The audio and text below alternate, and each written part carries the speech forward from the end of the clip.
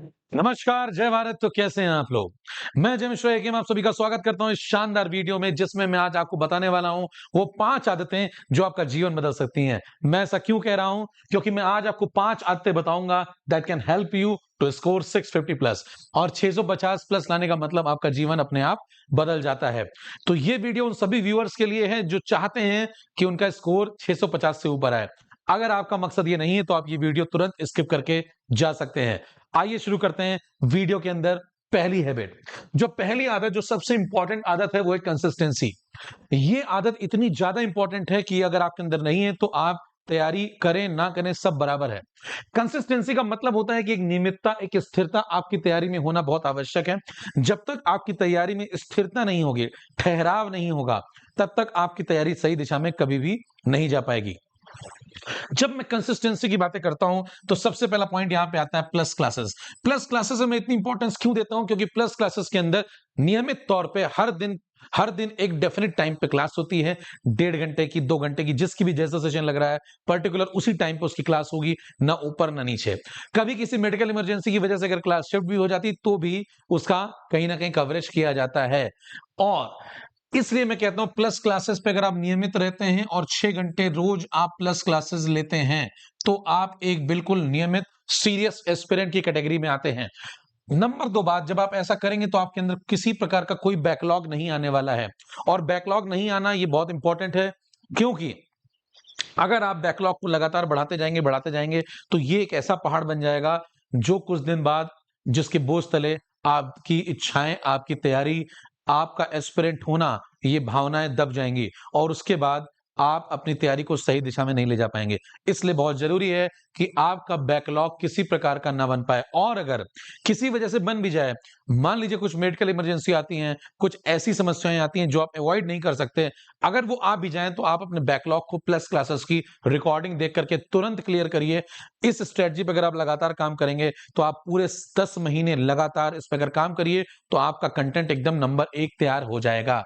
इसके बाद हम सेकंड हैबिट पे जाते हैं। तो ये हैबिट आपको समझ में आ गई, ये सबके अंदर होनी चाहिए, हर उस एस्पिरेंट के अंदर होनी चाहिए जो सीरियस है, जो चाहता है कि वो 650 के ऊपर स्कोर करे। अगली हैबिट की तरफ बढ़ते हैं। अगली हैबिट जो है वो है परसिस्टेंसी, दृढ़ता। जब तक आप दृढ़ नहीं होंगे, दृढ़ निश्चय का मतलब होता है कि आपके अंदर एक डिटर्मिनेशन होना चाहिए, आपके अंदर एक गोल होना चाहिए। कई बच्चे मेरे से ये कहते हैं कि हमारा पढ़ाई लिखाई में मन नहीं लग रहा है, हमारा पढ़ाई लिखाई में इच्छाएं समाप्त हो रही हैं। अगर आपकी इच्छाएं समाप्त हो रही हैं, इसका मतलब आप दृढ़ नहीं है, आप अपने मकसद के प्रति उतना सही तरीके से ओरिएंटेशन आपका नहीं है।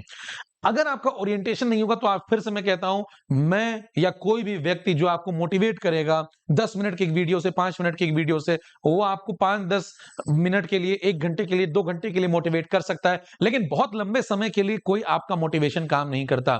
मोटिवेशनल एक ऐसी दवाई है जो 1 घंटे 2 घंटे के अंदर खत्म हो जाती है। अगर आप अंदर से दृढ़ नहीं है, आपके दृढ़ निश्चय नहीं है, आपका खुद का गोल नहीं है, आपको नहीं दिखता कि, क्योंकि आप जो आज कर रहे हैं वो सिर्फ अपने लिए कर रहे हैं, आपका जीवन है, आपका गोल है, आप अचीव करेंगे, आपको उसका फल मिलेगा। तो ये सारी चीजें आप सिर्फ अपने लिए कर रहे हैं, इस बात को दिमाग में रखते हुए करिए। और जब आप अपने लिए कोई चीज कर रहे हैं तो आपको वो बेस्ट करनी चाहिए। तो यहां पे दृढ़ता बहुत काम आएगी। अगर आप दृढ़ होंगे, डिटर्मिनेशन होगा, तो आपके मन में कभी ख्यालात आ ही नहीं सकते कि मेरा पढ़ाई में मन नहीं लग रहा, क्योंकि पढ़ाई आपका एक मकसद है। और वो मकसद अगर आपको क्लियरली दिख रहा है तो आपके अंदर ये भावनाएं कभी भी किसी भी क्षण नहीं आनी चाहिए कि मेरा पढ़ाई लिखाई में मन नहीं कर रहा है। अगर आपका मन नहीं कर रहा है तो आप वो कर लीजिए जिसमें आपका मन करता है, और अगर आपका मन कर रहा है तभी आइए और तभी तैयारी करिए। क्योंकि मैं फिर से बोल रहा हूं, ये वीडियो सिर्फ उन लोगों के लिए है जो 650 प्लस का टारगेट करके बैठे हैं। तो अगर आपके अंदर दृढ़ता नहीं है तो आप अपना तुरंत ये वीडियो स्किप करके जा सकते हैं और जा करके किसी और स्ट्रीम में अपना जीवन आगे बढ़ा सकते हैं। स्ट्रीम बहुत सारी हैं, लेकिन अगर आपको नीट क्लियर करना है तो आपके अंदर दृढ़ता होना बहुत आवश्यक है। नंबर तीसरी आदत पे आइए। जब आप कंसिस्टेंट रहते हैं, क्लास के अंदर प्रॉपर प्लस क्लासेस लेते हैं, 6 घंटे आप बढ़िया से पढ़ते हैं और आप दृढ़ता के साथ आगे बढ़ते रहते हैं, 10 महीने आप चलते हैं, तो साथ में तीसरी जो सबसे इंपॉर्टेंट आदत होनी चाहिए वो है फिजिकल नोट्स। फिजिकल नोट्स में मैं इतना फोकस क्यों करता हूं? क्योंकि ध्यान दीजिए, जब आप खुद से कुछ लिखते हैं, है ना, तो आपका जो सारा का सारा फोकस है, आपके लिखने का तरीका, आपके सोचने का तरीका, वो सब आपकी कॉपी के अंदर दिखता है। जब आप रिवाइज करने जाएंगे आखिरी के कुछ दिनों में, तो यही फिजिकल नोट्स आपके सबसे अच्छे दोस्त कहलाएंगे। आखिरी के 20 दिनों में, 30 दिनों में जब आप रिवीजन करेंगे तो आपका कोई सहारा नहीं होगा, क्योंकि टीचर पढ़ा के जा चुका होगा, वो रिवीजन करा के भी जा चुका होगा। अब आप सिर्फ अपने कांटेक्ट में हैं और टीचर और आपके बीच में जो कड़ी है, जो आप दोनों को जोड़ के रखती है, वो है उसके फिजिकल नोट्स जो आपने बनाए हैं उस फैकल्टी से पढ़ के। अब वो आपको उसके साथ जोड़ के रखेंगे। जैसे आप कॉपी खोलेंगे आप समझ जाएंगे, हाँ मेरे को ये बात यहाँ बताई गई थी। फिजिकल नोट्स जब आप बनाएं तो ये बात दिमाग में बिल्कुल रखें कि इतना क्लियर होना चाहिए मामला, इतनी क्लैरिटी के साथ कॉन्सेप्ट लिखे होने चाहिए कि आप शॉर्ट ड्यूरेशन के अंदर भी उनको रिवाइज कर सकें। इसमें हर एक वो पॉइंट होना चाहिए जो क्लास में कराया गया है। इसमें प्रॉपर न्यूमेरिकल होनी चाहिए जो क्लास में कराए गए हैं। इसमें प्रॉपर थ्योरी होनी चाहिए जो क्लास में कराई गई है। और वो सारी इंपॉर्टेंट बातें जो एक फैकल्टी बोलता है लेकिन वो कभी-कभी उसे लिख करके नहीं देता है, वो सारी इंपॉर्टेंट बातें भी यहां पे होनी चाहिए। तो ध्यान दीजिए, फिजिकल नोट्स बहुत ज्यादा इंपॉर्टेंट रोल प्ले करते हैं। कभी भी अगर आप ऑनलाइन तैयारी कर रहे हैं तो इस चक्कर में मत रहिएगा कि कल को मैं पीडीएफ डाउनलोड कर लूंगा और आराम से उससे पढ़ के निकल जाऊंगा। ये बिल्कुल गलत स्ट्रेटजी है। बार बार मैं बोलता हूं, फिजिकल नोट्स आपका आखिरी सहारा बनेंगे। फिजिकल नोट्स अगर आपके प्रॉपर होते हैं तो फिर आप आ जाइए अपनी चौथी आदत पे। चौथी आदत जो आपको 10 महीने लगातार कंसिस्टेंसी के साथ, परसिस्टेंसी के साथ लगा के रखनी है, वो है मॉड्यूल कंप्लीशन। मॉड्यूल कंप्लीशन का मतलब है मॉड्यूल के अंदर मैं क्या देने वाला हूं। मॉड्यूल के अंदर मैं आपको दूंगा क्वेश्चंस, न्यूमेरिकल, है ना। उन न्यूमेरिकल में होंगे वेरिएशंस, और वो वेरिएशन वाले जब न्यूमेरिकल आप लगाते हैं एक टॉपिक के अंदर, अगर आप 200 से 250 न्यूमेरिकल भी अच्छी क्वालिटी के लगा लेते हैं तो ये भी अपने आप में एनफ होते हैं। उसके बाद आप पीवाईक्यू लगा सकते हैं। लेकिन ध्यान दीजिए, ये 200-250 क्वेश्चन अलग प्रकार के होने चाहिए, इनमें रिपीटिशन नहीं होना चाहिए। जो मैं आपको मॉड्यूल देता हूं उसके अंदर किसी प्रकार का कोई रिपीटिशन आपको नहीं मिलेगा। जब आप ये मॉड्यूल कंप्लीशन करते रहेंगे तो आपकी तैयारी लगातार न्यूमेरिकल पर्पस से भी सही दिशा में चल रही होगी। ये तीसरी आदत है। मॉड्यूल कंप्लीशन में कई स्टूडेंट मेरे से कहते हैं कि पढ़ तो लिया है ना, थ्योरी तो पढ़ ली है लेकिन मॉड्यूल नहीं लगाया है। ये ठीक उसी प्रकार से है कि खाने को आपको दे दिया जाए और पानी ना पूछा जाए।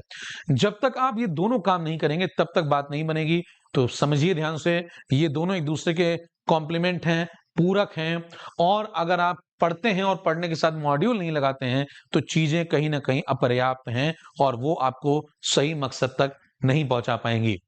इसलिए मॉड्यूल कंप्लीशन समय रहते बहुत जरूरी। अब कई लोग ये कहते हैं कि मैं मॉड्यूल लगा तो रहा था, एक टॉपिक का लगाया, 2 टॉपिक का लगाया, तीसरे में आते आते मेरी इच्छाएं थोड़ी, है ना, दब गई। अब मैं मॉड्यूल लगाना थोड़ा सा नहीं कर पाया। अब बताइए, आखिरी के 3 महीने बचे हैं तो मैं क्या करूं। जो टॉपिक के आपके मॉड्यूल बाद में नहीं लगे, शुरुआत में नहीं लगे, वो आप बाद में लगाइए। कभी भी मौका मिले तो मॉड्यूल लगाइए, कोशिश करिए साथ में लगता जाए। जब मैं कोई टॉपिक पढ़ाता हूं तो मैं बोलता भी रहता हूं, जब 50% टॉपिक हो जाए तो आपको मॉड्यूल लगाना स्टार्ट कर देना चाहिए, क्योंकि जब आप 50% टॉपिक पढ़ चुके हैं तो आपको टॉपिक की समझ आ चुकी है। अब आप मॉड्यूल लगाने के लिए तैयार हैं। और जब आप उस समय मॉड्यूल लगाते हैं तो बचा हुआ 50% आप चैप्टर भी कर रहे होते हैं और साथ में पीछे वाले 50% का आप एक तरीके से रिवीजन भी कर रहे होते हैं मॉड्यूल लगाने के फॉर्म में। इस तरीके से आपका पूरा चैप्टर भी खत्म होगा और साथ में मॉड्यूल भी खत्म होगा। अगर किसी वजह से ये काम किसी 1-2 चैप्टर में रह जाता है, पहली बात तो रहना नहीं चाहिए, और अगर रह जाता है तो आखिरी में जब आपको जब भी समय मिले तो मॉड्यूल जरूर लगाइए। बिना मॉड्यूल लगाए, बिना न्यूमेरिकल प्रैक्टिस किए कुछ भी कल्याण होने वाला नहीं है। क्योंकि मेरे दोस्त, वहां पे थ्योरी नहीं आने वाली है, वहां पे ऐसा नहीं निबंध आएगा कि 250 शब्दों में समझाइए, है ना, केमिकल काइनेटिक्स में आर्हेनियस के बारे में आपके क्या विचार है, ये सब नहीं आएगा। वहां पे न्यूमेरिकल आएंगे, कॉन्सेप्ट का एप्लीकेशन आएगा। जब तक आप न्यूमेरिकल नहीं लगाएंगे तब तक कोई बात बनने वाली नहीं है। तो ये रही आपकी चौथी और सबसे जरूरी आदत। इसके बाद जब आप ये सब कर लेते हैं तो सबसे जरूरी चीज है मॉक टेस्ट।